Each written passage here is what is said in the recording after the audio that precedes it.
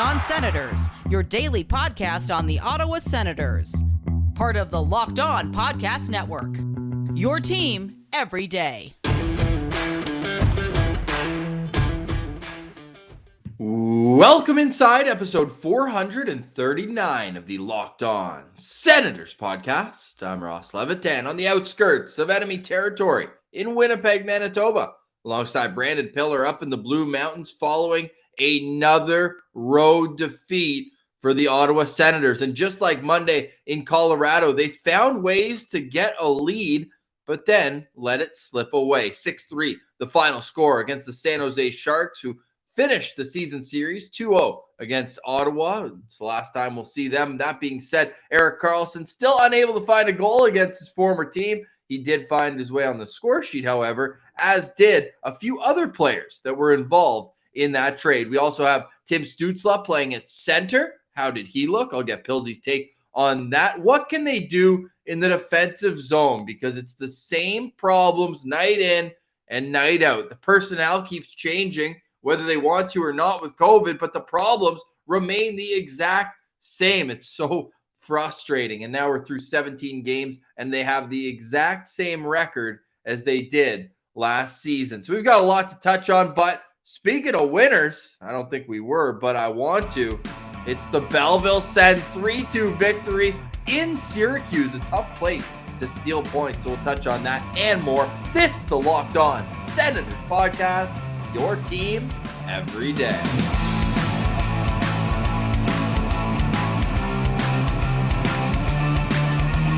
Today is Thursday, November 25th, and Pilsy, first things first, we want to wish a happy Thanksgiving to all of our American listeners. We hope you guys have a great day full of turkey and mashed potatoes. Don't forget the gravy, but Pilsy, stuffing.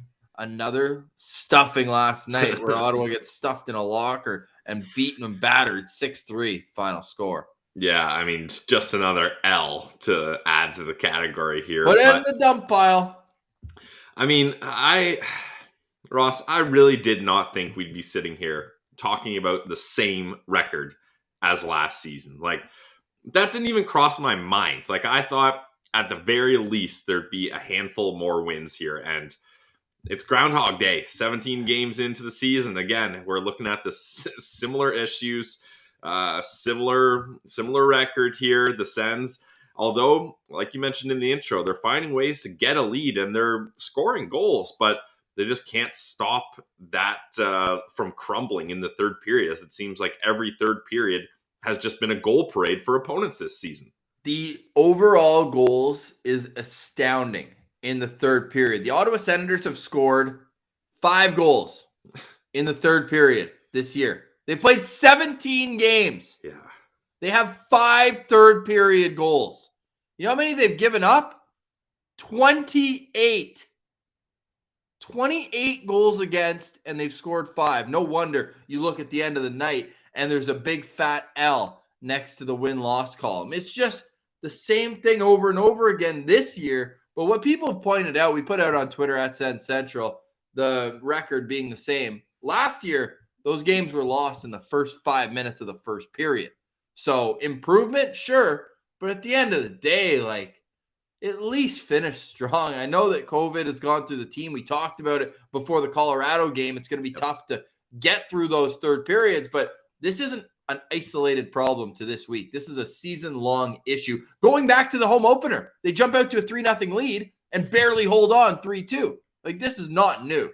No, it's something that's been happening all season long. I mean, these games are very similar to the Colorado game, like you referenced, the Washington Capitals game, and I'll throw in the Pittsburgh Penguin game too, but that's a game where they were able to hang on and hold on to the win. All they needed was a 5-0 lead. Yeah, that's just enough cushion for the Sens to have a chance to win. But this is the thing, like, and I don't know, like, are you willing to blame Matt Murray for that loss, Ross? I'm not quite willing to. Like, sure, you know, maybe the Bonino goal, I would have liked a little bit of a stronger position there, but it was a good tic-tac-toe play. The other ones were results of good shots and then 2 empty nets. So I can't put all the blame on Matt Murray here, but also, Ross, you've got a Matt Murray stat that is quite depressing. No, there's all sorts of depressing stats, but I think that the Meyer goal, what turned out to be the game winner, that has to be stopped. It's a wrist shot from the top of the circle in the middle of the ice with no screen. Yeah, I mean, I don't know. Did part of that hit Parker Kelly? Parker Kelly was I going didn't down see for a that. diving block. I'm not sure if part of it deflected off him or not, because the puck ends up fluttering. I don't know whether that's just how it comes off a stick there, but yeah, I don't know. Like, that's one where you want your goalie to have, but it's not like he was awful. He made a couple good saves during In the the game. second, he was good. Yeah. And it's not like there was like rebounds or any glaring problems from him, in my opinion. Well, there was the glove. What was it where he just completely missed it and it went glove side? I think that was the Tomas Hertl goal, the 2-1 goal. But there was just too many instances. And even there was a play where they were on the power play and they just came in and put like a little wrister on net and it just hit him right in the stomach and just bounced right back to the San Jose player who maintained possession. Like, there's no confidence. There's no rebound control. I'm done with the Matt Murray experiment. I'm done with it. There's 3 years left on this contract. I can't believe how they got themselves tied up into this. It would have been better to just ride it out with Craig Anderson. Like, what are we doing here? I know that you give up only a second rounder and a prospect that nobody's ever going to hear about. No offense, Jonathan Gruden, but what the contract that went with that signing, there was no basis for it. His numbers the last 2 years were brutal, and he's just consistently shown that that's the Tendy that he is these days. Yeah, and the irony is, like, Sens fans are clamoring for this team to spend money, and then they go out and spend money like that, and it's like, why are you spending money there? That's not what we're talking about here. But I'm not willing to declare that I'm done with Matt Murray. I still think he needs some time to be consistently healthy, which unfortunately doesn't happen very often for Matt Murray. But yeah, I'm not willing to put that loss entirely on him. I think there was a couple bad times. Like, Brady took a bunch of penalties in that game, and the penalty he takes at the end of the second period there, for me, that was a backbreaker for me, Ross, was that Nick Bonino goal on the power play right at the end of that period to tie it up at 3-3. Because the Sens, it felt like, to me anyways, had the momentum there when it was 3-2 in the second. And then that just crushes the momentum. You go into the period, the Sharks are at home, the building's coming alive, they just tied it up, and then they've got all the momentum leaning in their favor for that third period. And when you put on how terrible the Ottawa Senators have been in the third period this season, it's just an added bonus there. So it's something that the whole team is going to have to figure out. And I don't really like, no Drake Batherson. That's tough because you get a guy that can put up points like him, and maybe that's a difference in a close game like this. But the process is getting better, but eventually the results have to happen here. Otherwise, you just end up in this stage for years here. Matt Murray is making $7 million in salary. I don't think it's too much to ask to get a couple extra saves for him. Right now, he's making $7 million per win. Yeah, I mean, not even. Yeah, he's exactly. got zero. Yeah. Got 0 wins, and he's played 6 games this season. He started 6 games, and he's 0-5 and got hurt early in the other one where he had a no decision. He's got an .890 save percentage. Yeah. A .326 goals against average. There's only a handful of goalies in the whole league who have a worse save percentage than him, and nobody has less wins. Obviously, there's only 4 goalies without a win who have played more than 4 games. It's Yaroslav Halak. Vancouver's been tough, but even he has an overtime loss. Matt Murray hasn't contributed a single point to this team so far. You've got Semyon Varlamov, who's 0-4. That's shocking in itself. Yeah. The Islanders have been on the road all year.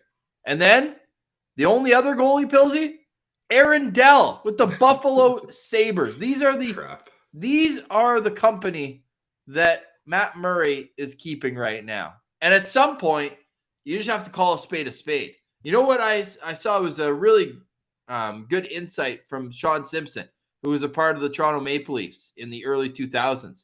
So he's getting a lot of Andrew Raycroft vibes. You give up a lot to get him. In Ottawa's case, more so the contract that accompanied it. Yep. You see glimpses, but you're starting to be in denial. At some point, you just have to look in the mirror, in the stats. It's obvious. It's glaring. It can't continue. We're a goalie-friendly show, but when you have 10 wins in over 35 starts with the team, and how many quality starts do you think? Like 7 or 8? Maybe? Yeah. We had that stretch where it was good, then bad, then good, then bad. But the end of the season last year, it was pretty much all good. Yeah. 5 games. So we can't hang a 4-year contract worth $25 million on a good 5 games. Yeah, I mean, it's tough. Like, there's no getting around it. But I think, you need a stable decor to feel like you're able to do something. But also, then, as I say that, like, Matt Murray never had a stable decor in Pittsburgh, and he was able to do what he was able to do. That's some of the worst decors ever, and they were able to have success, and he played well. So, yeah, I don't know. It's really tough right now. It's very tough when I'm looking at the goaltending situation in Ottawa, and I just hope that Philip Gustafson's going to be ready to handle the load once it's given to him, because he is clearly the best goalie in this organization. It's not even close. Yeah, I mean, at least for now, like, you've got the Matt Murray contract, and the Sens aren't in a position to win, so it's not like he's ruining their cup contending seasons here. So he can be a buffer for Gus, for Sogard. And hopefully by the time that contract runs out, which, like you said, there's this year and 2 more years attached to it, hopefully at that point, you can have a tandem where you're comfortable enough as Gus with the number one guy, which I think that's enough time to get him in a position where he feels like he can be that guy.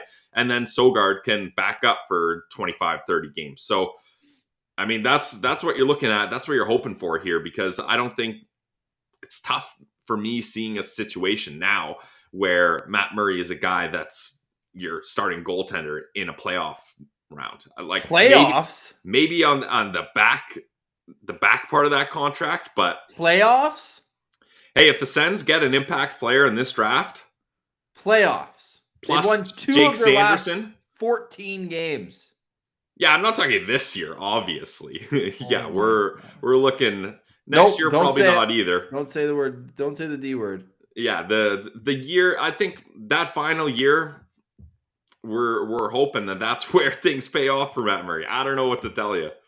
I don't know what to tell you either, other than if his contract was not a part of this, no goalie in the NHL would be afforded 33 games to put up an .892 save percentage, which is what Matt Murray has in Ottawa. Nobody would get that runway. Nobody.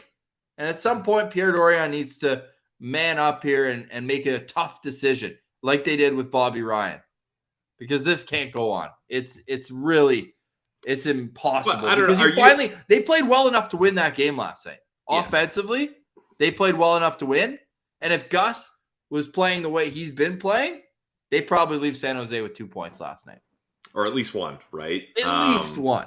But I don't know. Like, I don't know if we can talk about a Matt Murray buyout yet, because you got to use one buyout on Colin White, right? Like, I think that's, hate to kick the guy when he's down, but I don't see a scenario where that contract doesn't get bought out this year, because I forget the exact implications. It's a third. There's some bonuses to doing it this year. Yeah, exactly. And I think that's got to happen. So you can't have, then you're going to have, I don't even know how many buyouts they can have. I kind of forget those rules, but then you're going to have Bobby Ryan's money still, Phaneuf's money still, Colin White if they buy him out, and then Matt Murray's buyout as well. I don't see Melnyk paying all those players to not play for this team. Is it better to pay him 4? Sorry, he's making $6 million, not 7 this year. It's $7 million next year. Pilsy, in 2023-24, he is guaranteed $8 million. That's when he's going to be good, though, Ross. Oh, right. Okay, yeah. As a 27-year-old, he's developing. Yeah, he's just developing. Just needs a couple more years. I'm trying to pull. I don't even want to go through the buyout situation. Let's get into the game itself, because it was an entertaining game. The only 10:30 Eastern time start this season. So if you put on a pot of coffee, or if you're like Ian Mendez, you don't drink coffee, weirdo, and you got to mix in a Coke Zero, that's what you have to do. But the key is that you're staying in the action, and when the Sens aren't playing, you can still stay in the action. It's betonline.ag. Pilsy gets a great, well-deserved day off for his parlay, because there's no games. It's American Thanksgiving. All eyes are on the NFL, but BetOnline still has all those great odds and props for you. So go to betonline.ag and use our promo code LOCKEDON. Promo code Locked On at betonline.ag gives you a 50% welcome bonus on your first deposit. So if you put in $100, bingo, bango, bongo, you get 50 free play dollars right there for you. And if you put in $200, bang, that's $100 that you can use to make more money. Okay, it's Bet Online. Get into the action, get off the sidelines, and use our promo code Locked On. Promo code Locked On gets you that 50% welcome bonus. It's Bet Online, your online sportsbook experts. All right, Pilsy. So they did better than in Colorado on Monday. They didn't allow the first goal until 7 minutes in to this game, as it was a fast-paced start, some back and forth action, and then it was just tap in, back door. You hate to see it. The Nieto one? Yeah. No, that was he was coming down down the wing. Sorry, it was a nice shot. Yeah. I was looking at Jasper Weatherby, who was crashing the net. Apologies there. You're right. It was a little, how do you do, short, far side, but on the short end of the ice, right? He was a little closer in tight. You think Matt Murray's got to have that one? Not to keep picking on the guy, but I mean, you're 5 feet from the crease. You know, that one, I'd like to see a little better positioning there, but Nieto, you got to give him credit. He does a really good job of selling that pass. Like, the way he has his body positioned, it looks like he's going to continue driving wide, and then on the backhand, try to backhand it over in front of the net. And I think that's what Matt Murray is anticipating, but Nieto does a good job of slowing it up, angling his body differently, and then using a quick snapshot to beat him. So, you know, I don't love that goal, but also that's a nice play. And that's going to beat a goalie sometimes. Like, you can't always have those ones. Otherwise, if you're cheating too much on the shot, then he looks to make the pass and maybe that goes in there. So the Nieto one, it's not great, but I'm not up in arms about that one. It's early enough in the game that you can chalk it up as, you know, get your feet wet, see how you can respond. And the Senators did respond. When they were on last night, the puck movement was exceptional on a few of these goals. And it started with Thomas Chabot on the opening goal. He takes it in on the right side. So he's on his offside, crashing in, protects the puck behind the net, goes up top. Lassie Thompson gets it. And great to see that. I don't know if this was as much easing in Zaitsev to line up, but in practice, it was Zaitsev with Chabot, but Lassie did stay up there and played most of the game right there. Lassie tees up Brady. I don't think I've ever seen Brady take a one-timer from that spot. Wasn't it almost like a Freaky Friday role reversal where Norris taps in the rebound right in front and Tkachuk, as the left shot, is way up in the one-timer position? I thought that was hysterical, but the puck movement was excellent on that Senators opening goal. Yeah, it definitely was a role reversal there. And I think Josh Norris after is like, crap, this is why, like, I got you standing in front of the net, Brady, and I'm the one taking the one-timers from over there, because I don't like Brady hits him real good. Like, he basically takes a slap shot right at his best friend. But, hey, works out because Carl's just standing there looking like a pylon. I was wondering Norris if makes you him look tough there. Oh, yeah. Like, I don't know. Carlson, that's not a good look for him. He's literally standing in one place and just watches Norris get that and score. So we got the full Erik Karlsson experience. We'll get more into that a little bit later on. There's a sequence in the second. I was like, I've seen that 300 times at least. So after the first period, the Sens were tied at 1. Things were still looking good, right? You get that goal back, which was so important in that first period, because you didn't want the wheels to fall off like it did on Monday night, even though they did keep battling. And you got to give credit to the battle level of this team. No question about that. But then early on in the second period, Tomas Hertl gets the puck behind his own net. Little give and go with Timo Meier. And this is the one I was talking about with Matt Murray. Short side as a left shot coming down the left wing cannot be an option. There wasn't even a player crashing like the first goal. There was a player crashing the back door. Nobody was there. So as a goalie, you have to take that extra step out and don't worry about any sort of pass. You're not cheating anywhere. That was a bad goal. Period. Yeah, I didn't love that goal, and that's a tough one there. Are you watching the goals right now? Did it look like Ennis got a piece of that? Because I remember on the broadcast they were saying it looked like it might have touched Ennis' stick there. You know what? I think it was a weirder play. No, it didn't touch Ennis. It was Timmy that was the last man back. Oh, okay. And what happened, it was almost strange. Whoever the third guy was on that line for San Jose almost set like a pick and he and Timmy got kind of caught up together. So I don't know if as Timmy was going down, I can't see from this angle, but as Timmy was going down, there's a bit of chaos, and maybe that distracted Matt Murray. I'm unsure, but that's a goal that when you're looking at just the straight up shot, that just goes straight in. That goes straight in. But Yeah, it's just another opportunity for the Sens to come back, and it was a 4-on-4 situation, more great puck movement, and it starts with. I'm pulling it up because I want to go and give some credit because it was Josh Norris. It was the play before. It went Norris to Zub to Shabbat, and then Brady. He's pulling a Tierney, as the Senators' official Twitter account said. I liked how they used that one. It just went right off his ankle and up into the net. yeah. Hey, I mean, it works for me. And Brady was pretty stoked after that goal. Like, Brady and Josh had a really great game. That's definitely something we got to tip our hat to. Like, those two. Brady's been unreal both these two games. Oh, yeah. Yeah. I mean, ever since Brady got the C put on, he's been playing very well. And then Norris is Josh Norris. Like, he's doing what he's doing. Norris has done a lot better on the road than at home, which I found interesting. He's got 6 goals in 9 road games. Wow. Yeah, that is surprising. Damn. I mean, he had a couple good looks with his slap shot there. So, yeah, I think he was looking good. Connor Brown looked great in Drake Batherson's spot on that top power play unit as well. He ends up getting the goal there. Nice play by Shabbat to set that up. It's tough because I really expected a lot more from the depth guys, like I mentioned in the game preview, but this was all about the top line for both these teams, really. Their top guys are the ones that really shut the door and made the difference.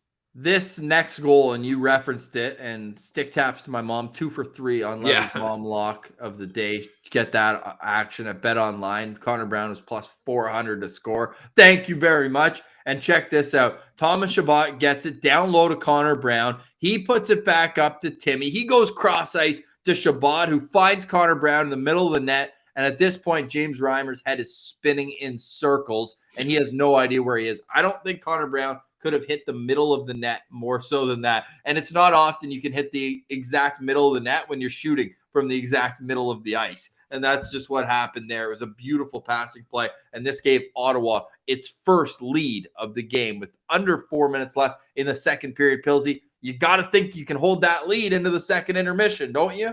Yeah, you need to. And that's where, I don't remember the play, but Brady ends up taking a penalty here. And that's tough because now you're giving the San Jose, you're opening that door just a little bit for them to sneak back in before the period's over. And that's what they do. It's a bang-bang play. Nick Bonino gets his first goal of the year. Classic Ottawa Senators giving up first goals and milestones and stuff like that.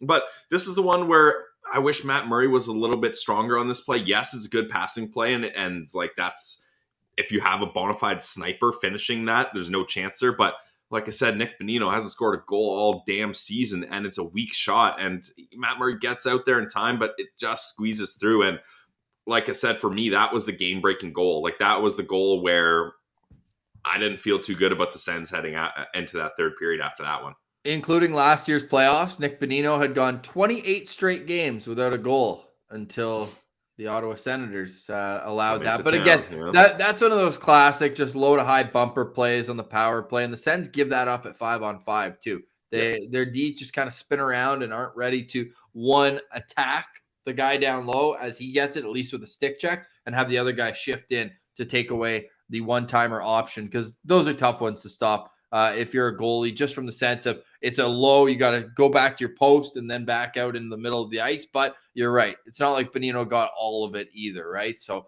it's a tough one to give up also because you have that momentum. You have the 2 goals in under a 2-minute span.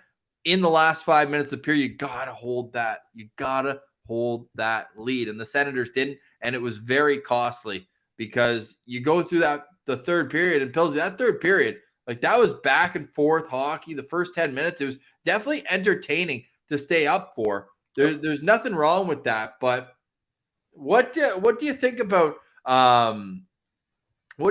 going into the third period? That hit that Watson laid on Vlasic. How does he get the extra 2 minutes there? That was shoulder to shoulder. Like maybe boarding, but then he gets jumped by 4 guys. You don't call any of that? Yeah, I didn't like that. Yeah, especially because we talked about it. We got to get Watson into the game here with a big physical play or something. And He's got to stop fighting though. Like he's not good at it. He just holds on. And what was that? That was the weirdest staged Weird. fight ever. Like, I didn't understand that one. But, like, good to get in the game, but I don't know. I didn't really see the purpose there. So, and I love a good fight. I was exhausted. Steve on Sens, shout out. He had a great tweet. He goes, obviously late night game. He goes, I don't know how I'm going to sleep tonight after that fight. Exhilarating. Yeah. So I don't know. Yeah, I didn't like that penalty call either there, Ross. Kind of a weird play that maybe the refs just lost control of the game there and we're trying to rein things in. I don't know.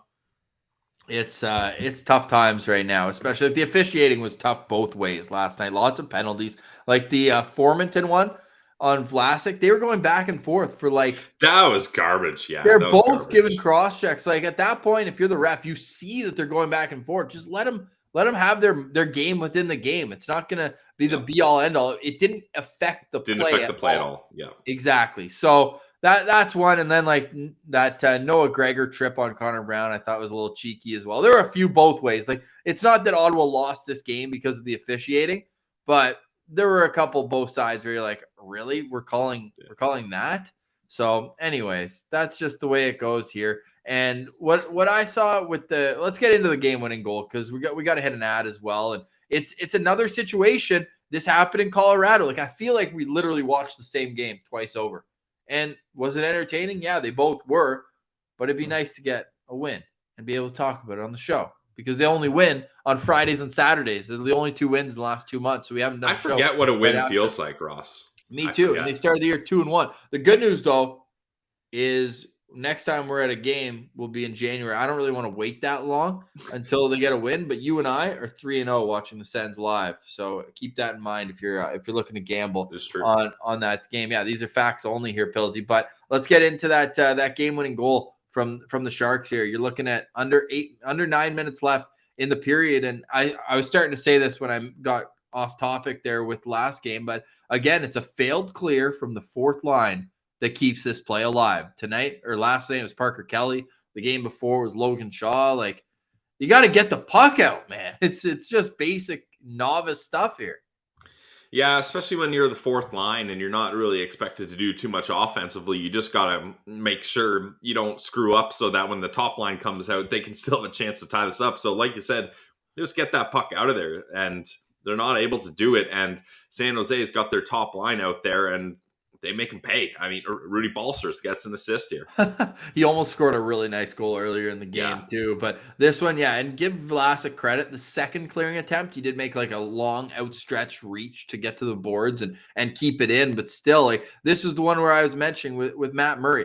The goal is scored from above the hash marks in the middle of the ice with no screen.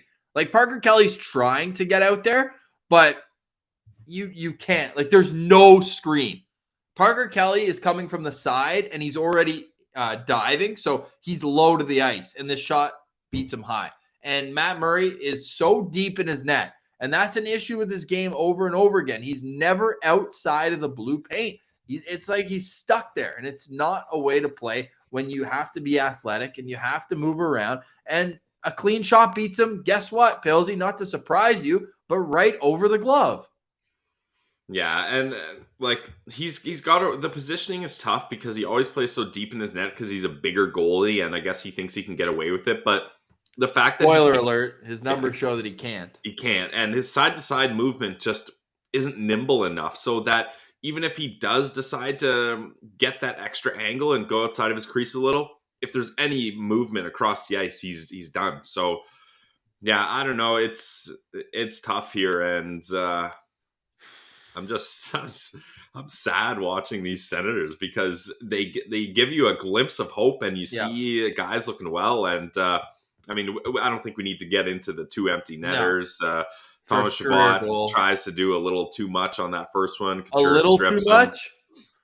He's trying to play hero there, and that'll happen. And then 1-on-2 getting out of his own zone. Yeah, and up against a guy like Logan Couture, like you think he's going to pick that off probably. And then, like you mentioned, Jacob Middleton gets his first ever NHL career goal. How are you? Once again. But hey, let's get into a little bit of a fun topic, and that hold that thought. This episode is brought to you by Built Bar, the protein bar that tastes like a candy bar. You can get all your Built Bars right at Built.com. It's that easy. Go to Built.com and use promo code LOCK15 for 15% off your next order. You got to go see it for yourself. There's the mix box of Built Bar. Pillsy loves it. That's why he was already getting to the next topic, because he can't contain himself when he is all hopped up on Built Bars, the protein bar that tastes like a candy bar, and they all come 100% covered in chocolate. They're low in calorie, they're low in sugar, but they're high in protein and high in fiber. Go see them for yourself. Built.com, promo code LOCK15 for 15% off your next order. All right, Pilsy, what's fun? Well, we have something fun to talk about, and Ooh. that's seeing Tim Stützle playing the center position. Now, Yep.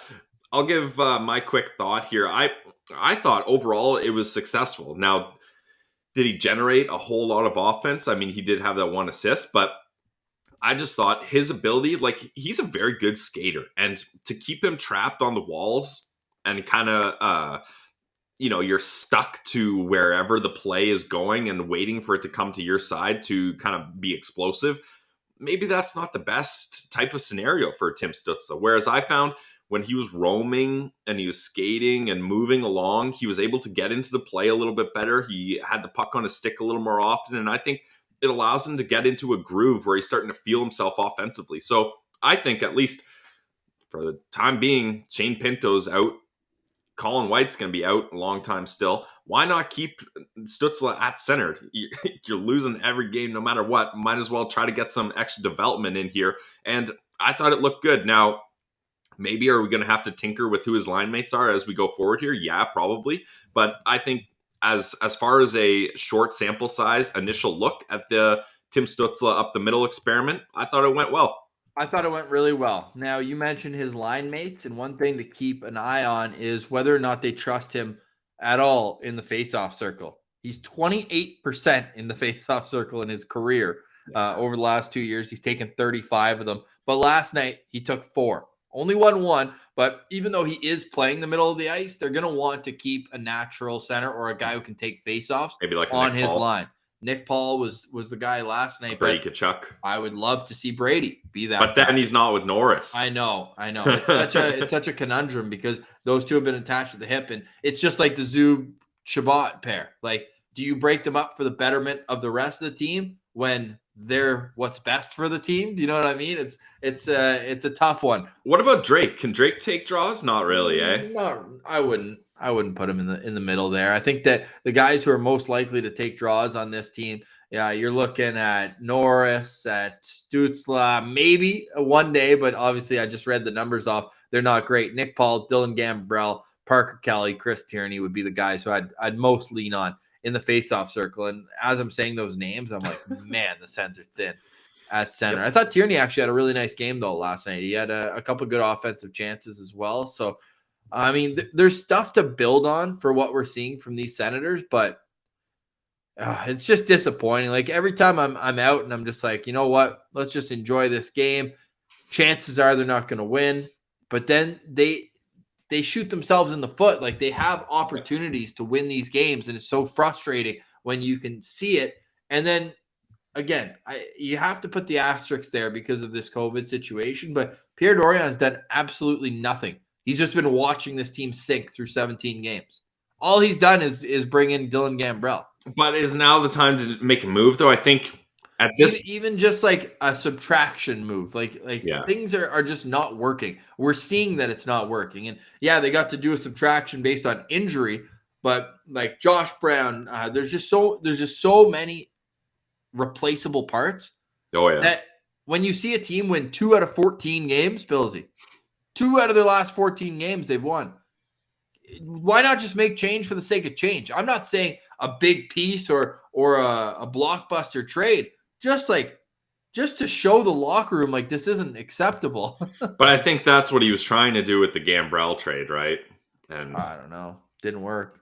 Yeah, definitely didn't. I've been really trying to like Gambrell, but he's just there. There's not much going on there, and I don't mean to diss the guy. I'm just, every time I try to watch for him, and I don't notice much. So that's too bad. But Yeah, I don't know, Ross. I don't think you make a move here, not yet, until you start getting teams that are desperate, that have injury problems, that see themselves as contenders and need some depth pieces. I think you wait things out here, but yeah, this is really like, I would love to be one of those people on Twitter being like, "Oh, we can't give up yet. Like, there's still so much runway. Like, look at the I'd St. Louis love Blues. to. They finished last and they won the cup, or they were in last and they won the cup. Blah blah blah."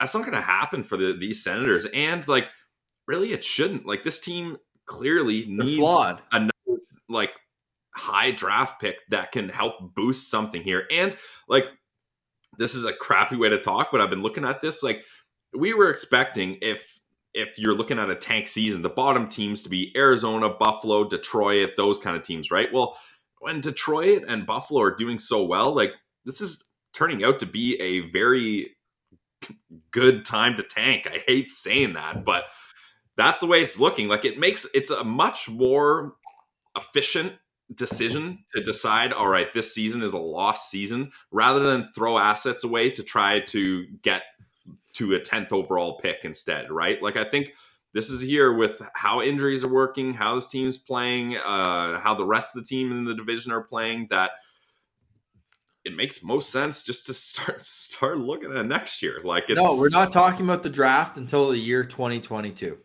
I just can't. I cannot do it. Yeah, we don't have to get into the draft specifically, but I'm talking about the narrative for this season. The And narrative we are this going season. we are going to kill the draft coverage, and then the Sens are going to pick nobody who we talk about. Guys, this isn't good. I can't even bring Ross out of this. This is I know. tough. I'm trying so hard, but we stayed up so late last night. Yeah. And just have our heart broken the same way. Matt Murray hasn't made 30 saves more than once this year, and that's a problem when you faced more than 30 shots 4 different times. Would you agree? Absolutely. It's a bit of an issue. Yeah. I mean, look, I'm not quite there at chopping the axe on Matt Murray yet, but I'm running out of room to stand on here. Like, I don't have much ground. You're walking the plank. Yeah, basically here. Like, I just jumped in with the Sharks. I said, take my soul. Yeah, there you go. But he's gone. Goalie friendly show. Hey, let's finish off on an actual. So you mentioned we got to talk about Belleville. Exactly. Belleville got a win. Yeah, the Belleville Senators, and it was the future. You could see the future in Belleville last night, right, Pilsy? Right. Jake Lucchini with their goal scorers, Chris Wilkie, Cedric Paré, and Jake Lucchini. You're right. Jake Lucchini's sick. I love that guy. Unbelievable. Hey, talking about the future, though, in all seriousness, how about Mad Sogard? That is an excellent game for him. Look at the shots here, Ross. They were outshot. Oh, my God. This is the third period. It's an organizational I was just going to say, problem. this is perfect third period. 21-2. They were outshot in the third period, and the Great Dane, Mad Sogard, stands tall and gets them the win. Like, that is incredible. How did the Syracuse, obviously it's a home game for Syracuse, they gave the crunch players first and second star. They gave Sogard third star. Get out of here. They got that reversed. That is absolute garbage. Wow. And the one guy didn't even get any points. I know. 38 saves on 40 shots for Mad Sogard. And I obviously said that tongue-in-cheek with these depth AHL players that are getting the points, but Igor got an assist. 6 assists for him. That's got to be close to what he had in all of last season. Honestly. Wasn't it? Because he was scoring way more goals. He had 10 assists in 35 games last season, 15 goals this year. He's reversed it, or inversed it, I should say. 6 assists, only 2 goals so far in 11 games for him. But that was also assisted by Max Gwinnett. Philip Daoust has an assist as well. So there are some signs in Belleville, and it's just great to see some wins, right? Like, yes. At some point, morale has to be of concern to the organization, where whether you're up, you're down, you're just chalking up loss after loss after loss. They're not last place in the division anymore, Ross. How about that? Syracuse is now last place. So, I mean, this team only plays Laval, I swear. They played Laval 2 times. So Friday, Saturday here. That's the team ahead of them in the division here. So if they can get 3 points in these 2 games, that'd be a huge boost for this team. And we got to see Belleville make the playoffs here. Like, that's something that's got to happen, because with this franchise, we need to see meaningful games somewhere. Like, I mean, I'll go on an Atlanta Gladiators playoff run if that's what I need to do, Ross. I'll do it.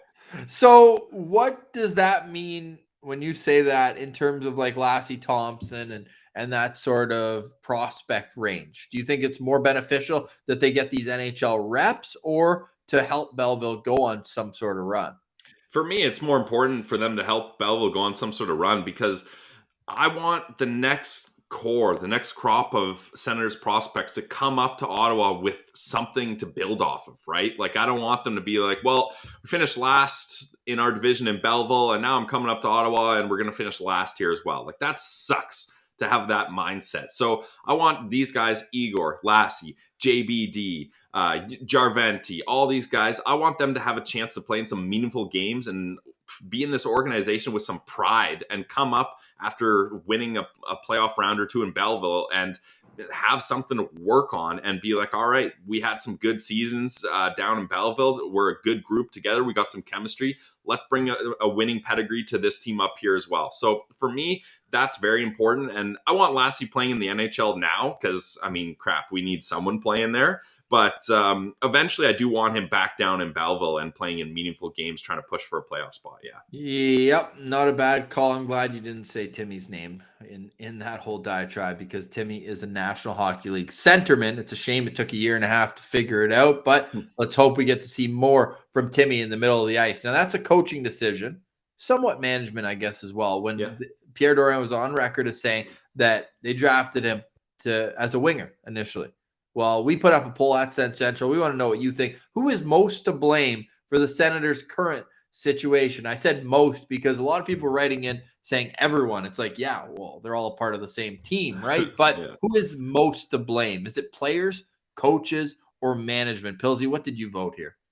Well, I vote for management here. And for those listening in your car or not on YouTube, the poll here, management is 61% of the votes, coaching 30%, and players 9%. And that's 526 votes in there. So decent sample size. I mean, it's management. There's no question about it. We talked about this offseason. The audacity of Pierre Dorion to so boldly declare that the rebuild is over and then to go ahead and do nothing in the offseason except trade away a goal scorer and get a veteran defenseman and a draft pick in return and sign a washed-up veteran defenseman. It was crazy to do that. I mean, I get his sentiment. The rebuild is over in the fact that you're not going scorched earth and trading away talented players for futures. Who are they That's what trade? He meant. Well, exactly. You can declare that by default. There's no one left to scorch earth, really. So that's that. I get that's what he's saying, but it's got to be the management here. Like you can't set this team up like this year after year with this decor and expect things to change. Well, the good news is that the decor will be a little steady once Jake Sanderson gets here. Jake is expected to return to North Dakota's lineup. They've got a big rivalry series tomorrow and Saturday hosting the University of Minnesota. Meanwhile, the Belleville Senators have won 5 of their last 7 games. They look to continue that stretch going up against the Laval Rocket tomorrow and Saturday. The Senators play an afternoon Friday game tomorrow, 4 p.m. start. And Pilsy and I were thinking about doing a live show tomorrow after the game. So let us know if that's something that would be of interest. I actually, as I say that, I don't think I can pull it off. Let me see. This is important here because we're talking about Thanksgiving. Nope. I was looking at when Hanukkah starts. That's on Sunday, but we'll figure it out. If it's not this time, we do want to get doing a live show here sooner rather than later. We'll discuss that off air, and you might have a surprise episode tomorrow morning, or you might get a live show afterwards. You know how to find out what the latest is? You follow us on Twitter at Sen Central, at Ross Levitan, at Brandon Piller 1, or on Instagram, lockedon.senators. You can also subscribe to the show on YouTube. Just click the end card, and you'll be set. Thanks so much for listening today. For Brandon Piller, I'm Ross Levitan. This has been the Locked On Senators podcast, your team every day.